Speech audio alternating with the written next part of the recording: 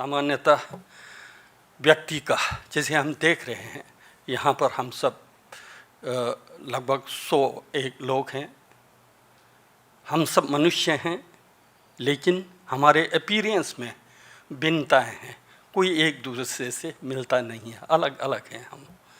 हम सभी बोलते हैं, लेकिन बोलने की शैली हम सब में अलग अलग है, किसी एक दूसरे से मिलता नहीं है, मिलता जुलता नहीं रहता। ठीक उसी प्रकार हमारा सोचने का तौर तरीका भी निश्चित रूप से भिन्न भिन्न हो सकती है। इसी प्रकार एजुकेशन के क्षेत्र में भी लोगों का प्रवृत्ति जो है भिन्न भिन्न हो सकता है। किसी का प्रवृत्ति साइंस टेक्नोलॉजी में हो सकता है, मेडिसिन में हो सकता है, दर्शन में हो सकता है, और आदि आदि भिन्न भिन्न विषयों में होगा। तो जितने भी एजुकेशन के एक प्रकार से विधाएं हैं, उन सब का कारण क्या है, उन सब की उत्पत्ति क्यों हुई? मनुष्य की सुख और शांति के लिए। हम सब सुखी होना चाहते हैं, हम सब आनंद में जीवन जीना चाहते हैं, इसलिए इन सब विधाओं का प्रादुर्भाव हुआ है। तो इसमें मास्टरी प्राप्त करना मस्ट है, सबके लिए ज़रूरी है। जैसे पाणिनि जी ने कहा, कल्पनाशील होना चाहिए, चिंतन में होना चाहिए, भावना करना चाहिए, साधना करना चाहिए, परिश्रम करके जो है अपने को अपने क्षेत्र में जो है मास्टरी सर्वज्ञता प्राप्त करना है, वो इसमें दो राय नहीं है। लेकिन इसके पीछे वास्तव में आप जेन्युइन सुखी या आनंद में जीवन जीना चाहें तो क्या होना चाहिए, उस पर मैं अपना 2 शब्द विचार आप लोगों के सामने रखने चाहूँगा। यदि आपके कैपेसिटी बिल्डिंग में आपका प्रेरणा का स्रोत, आपका सोचने का तरीका अगर सही है, तो निश्चित रूप से आपका उस अध्ययन का परिणाम भी जो है बहुत सुंदर होगा। तो इसमें जब मैं देखता हूँ तो जेन्युइन सुख और शांति के लिए महत्वपूर्ण यह है कि जैसे सनातन हमारी परंपरा है, वसुधैव कुटुंबकम की जो कल्पना है वो हमारे अंदर होना चाहिए। यदि हम वसुधैव कुटुंबकम की कल्पना को लेकर के आगे बढ़ेंगे तो हमारा जीवन जो है बहुत सुख में होगा। जैसे यदि आप इस दुनिया को अपना परिवार के रूप में समझेंगे, परिवार में वयोवृद्ध हो सकता है, यूथ हो सकता है, रोगी हो सकता है, बहुत प्रतिभाशाली हो सकता है, कम प्रतिभाशाली भी हो सकते हैं, लेकिन वो सब एक परिवार का सदस्य हैं। किसी एक परिवार में कठिनाई आती है तो वो पूरा परिवार दुखी होता है, किसी एक परिवार में सुख की होती है तो पूरा परिवार सुख में होता है। ठीक उसी प्रकार हमको ये भावना जो है लेकर के चलना चाहिए। बृहद रूप से आपको वसुधैव कुटुंब की कल्पना करना चाहिए, लेकिन हमको जैसे कहा जाता है ना, थिंक ग्लोबली एक्ट लोकली कहा गया है। जिस संस्थान में, जिस क्षेत्र में जहाँ हम कार्य कर रहे हैं, ये भावना हमारे अंदर रहनी चाहिए।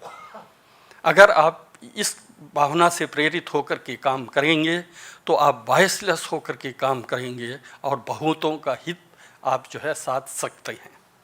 और जीवन का उद्देश्य जब मैं विचार करता हूँ, जीवन का उद्देश्य क्या? अपना सुख सुविधा या अपना आनंद नहीं होना चाहिए।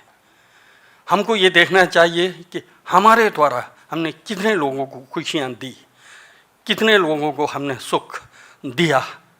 अगर ये हमारे अंदर ये भावना है तो मैं समझता हूँ हमारे शिक्षा का भी प्रयोजन सिद्ध होता है। उसके सिद्धि के लिए क्या चाहिए? उसके सिद्धि के लिए मेरे अनुसार तथागत बुद्ध ने जो कहा है, प्रतीत्य समुत्पाद, हम सब एक दूसरे पर निर्भर हैं। एक के अभाव में दूसरे का कोई अस्तित्व ही नहीं है। जबकि हम लोगों के साथ गलतियां ये होती है कि हम मैं और मेरा का रट मारते हैं। ये आप अंतर्मुखी होकर देख सकते हैं, समझ सकते हैं, सोच सकते हैं। वास्तव में मैं क्या है? यदि एक क्षण के लिए भी ऑक्सीजन नहीं है तो आप समझ सकते हैं आप मैं क्या रहा, क्या है, मैं का वजूद क्या होगा। एक क्षण भी अगर आपके लिए ऑक्सीजन की कमी पड़ जाएगी तो आप कहीं के नहीं हैं। इसलिए आप स्पष्ट है ये, हम जो है दूसरे पर निर्भर हैं। हमारा अस्तित्व दूसरे के अस्तित्व के चलते है, ये भाव हमारे अंदर रहना चाहिए। एक सीईओ है तो उसका अस्तित्व जो है उसके कर्मचारी, उसके लेबर पर निर्भर है। एक डॉक्टर है तो उसका निर्भरता जो है पेशेंट, रोगी है। और ठीक उसी प्रकार आप अध्यापक हैं तो अध्यापक का अस्तित्व जो है विद्यार्थियों के चलते हैं।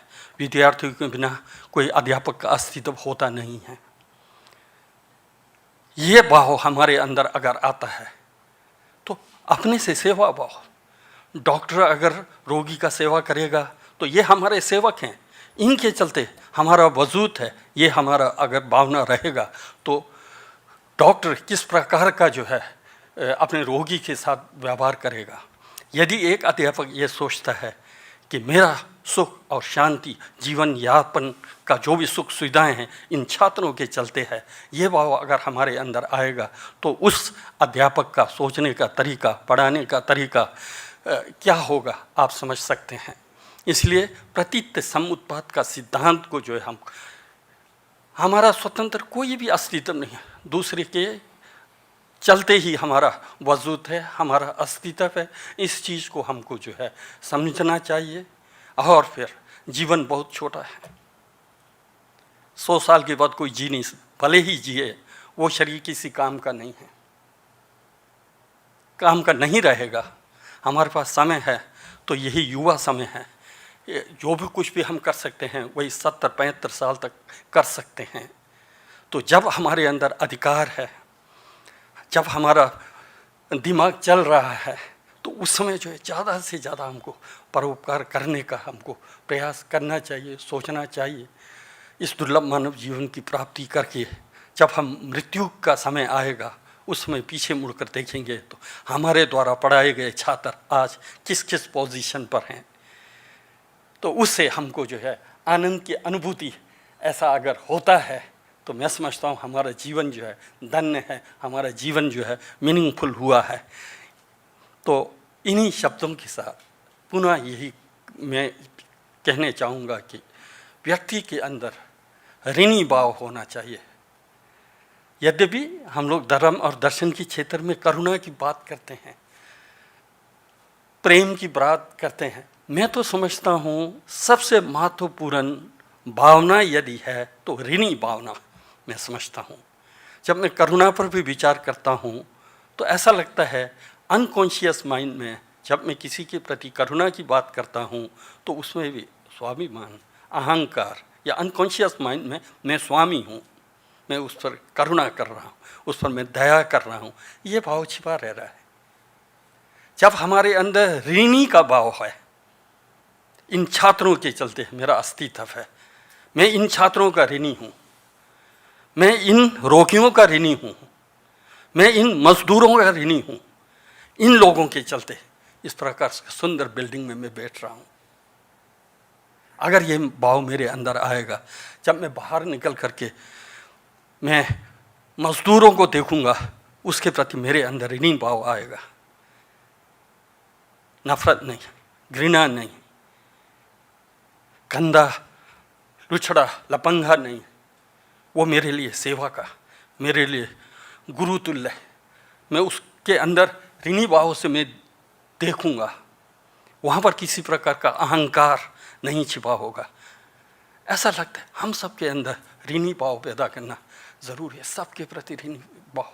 दूसरों के चलते हमारा अस्तित्व है, दूसरों के बिना हमारा कोई अस्तित्व नहीं। मैं तो प्राय छात्रों को मैं क्लास में कहता हूँ, जब आप लोग ब्रेकफास्ट करते हो तो कभी सोचा जो तुम एक कप मीठा चाय का चुस्की ले रहे हो, इसके पीछे कितने मजदूरों का जो खून और पसीना बहा है, कल्पना किया? मैं बच्चों से ये कहता हूँ, जब तुम चाय का प्याला पीते हो ना, उसमें कल्पना करना चाहिए कि इस चाय के अंदर जो चाय पत्ती जो है वो जो है आसाम, सिक्किम, दार्जिलिंग आदि चाय बागवान में काम करते हुए मजदूरों ने जो है कितना कठिन परिश्रम किया, धूप में, बारिश में, और वहाँ से प्रोसेस हो करके कहाँ से कितने लोगों का योगदान से जो आपके टेबल पर पहुँचा। इसको कल्पना कीजिए, इस पर विचार कीजिए, इस पर चिंतन कीजिए। जब आप इस पर चिंतन करेंगे उन लोगों के प्रति ऋणी भावना आपके अंदर जागृत होगी, आप संवेदनशील होंगे। उसी प्रकार चीनी को देखें, दूध को देखें, कहाँ कहाँ से आए, इस पर हम लोगों को विचार करना चाहिए। ये सब विचार हमारे अंदर आएगा तो ऋणी भाव पैदा होगा, कुछ करने का कसक आपके अंदर पैदा होगा, कुछ करने का जुनून आपके अंदर पैदा होगा।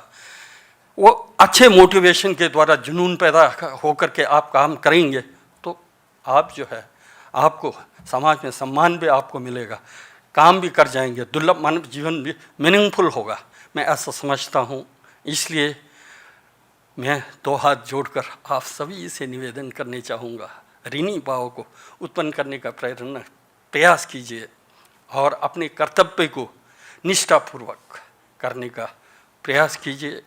दुर्लभ मानव जीवन जो है मीनिंगफुल होगा। और आपने बुलाया इस कैपेसिटी बिल्डिंग पर, तो मैं आप सबका भी आभारी हूँ। और मैं समझता हूँ आपका जो 2 सप्ताह का जो कार्यशाला होगा वो बहुत ही मीनिंगफुल होगा। जो सब्जेक्ट के विशेषज्ञ होंगे उनसे आप लोग ध्यानपूर्वक सुनिए, सुन करके सूचना मात्र नहीं, उसको ज्ञान के रूप में परिवर्तित कीजिए, जीवन में उतारने की चेष्टा कीजिए। अगर ऐसा करते हैं तो गवर्नमेंट ने जो 7-8 लाख खर्च किया है तो उसका भी कुछ मीनिंग होगा, अन्यथा वो भी पाप का कारण होगा। उससे बचिए। धन्यवाद।